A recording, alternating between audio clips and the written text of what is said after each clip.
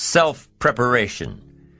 Be ready for tomorrow by doing all that you can today, setting your goals.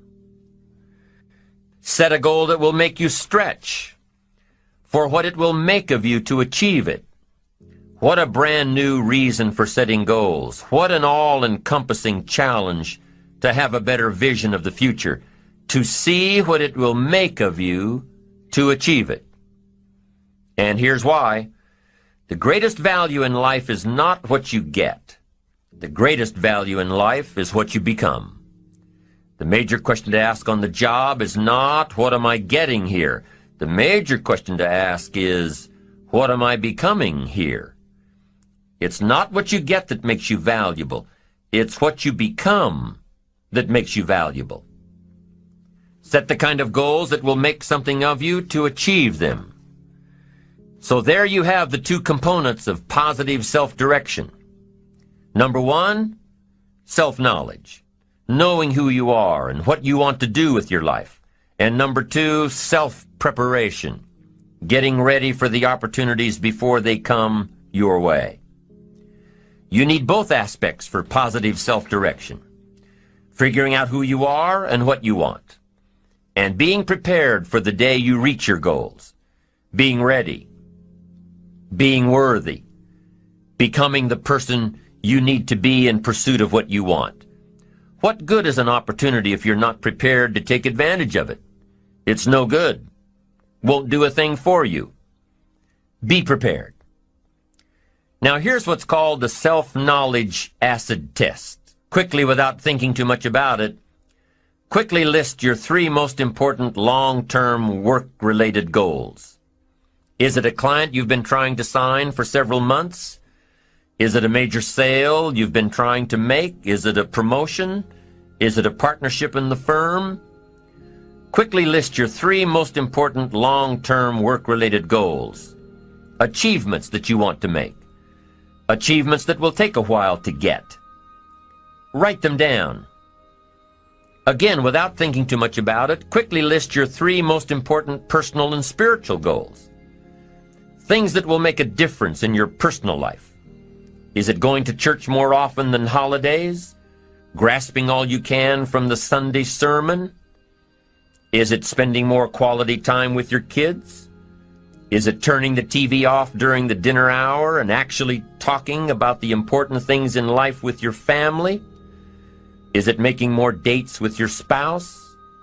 Is it planning a much-needed family vacation? What is it? What are the important goals in your personal and spiritual life?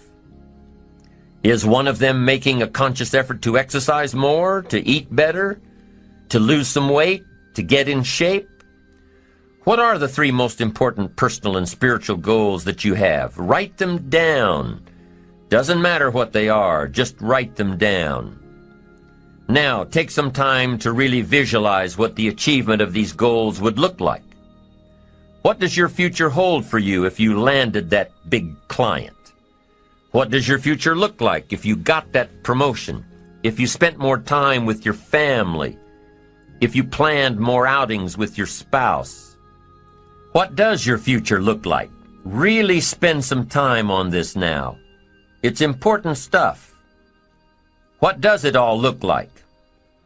Ask yourself, is this really my goal? Is this truly what I want?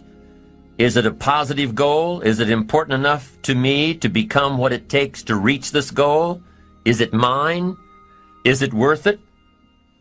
If your 3 goals on the career side and 3 goals on the personal side don't stand up to these questions, you need to take some time to carefully redefine a few things.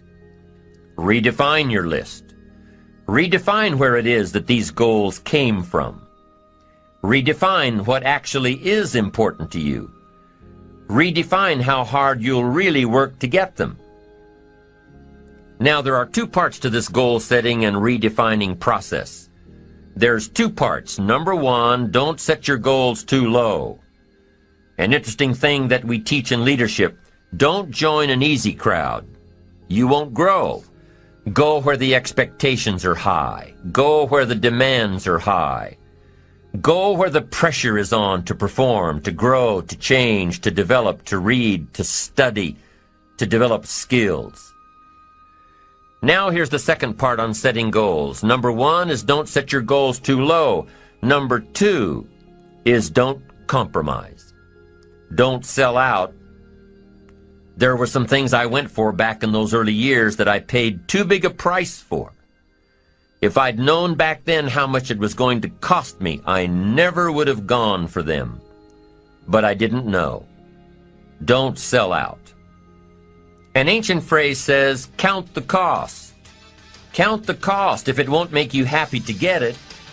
If you become less in your pursuit of getting it, if it's not worth the life you'll lead after you get it, it's not worth it. Now let's talk a little more about self-preparation. Self-preparation has 2 benefits. The first benefit of self-preparation is that it moves you toward your goal. You've already got it in mind. You know where you want to go. You're getting ready for it. You're doing all the things you're supposed to do. And by getting ready to achieve your goals, you're moving closer to your goals. That's how it works. The second major benefit to self-preparation is that it refuels your ambition. Your activity refuels your ambition. The things that you are doing today are getting you ready for tomorrow. It's exciting. You know that you're getting closer every day. Ambition must be kept alive, be kept active, must continue to move forward. Otherwise, you're just daydreaming. You must keep active, keep moving forward so your ambition can fuel you, motivate you, get you where you want to be. Self-preparation. The benefits are, number 1, it moves you toward your goals, and number 2, it refuels your ambition. Be prepared. Get ready. This method of self-preparation involves 3 steps. Step 1. Carefully consider where the next opportunity for reaching your goal will originate. Where will it come from? Will it come from networking with your colleagues? Will it come from reading the last book that you bought? The book that's still sitting on your shelf waiting to give you some answers? Will it come from you taking the time to think it out? Where will it come from? The next opportunity that will push you forward. If you don't know, here's what you have to do. For each major goal of yours, the top priorities on your list, for each of these, take out a separate piece of paper, 1 single sheet per major goal, write down your goal at the top, and start listing all reasonable resources. Write down every possible place that you could find the opportunity to achieve this goal. And with each resource, classify them. Ask yourself, is this resource a sure thing? A good bet?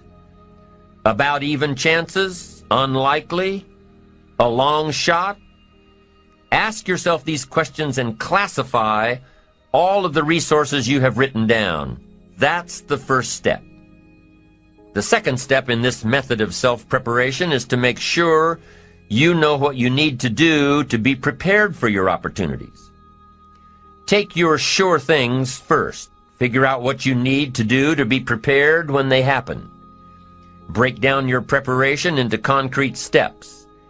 Make sure that you know exactly what you have to do to take advantage of the opportunity when it comes your way.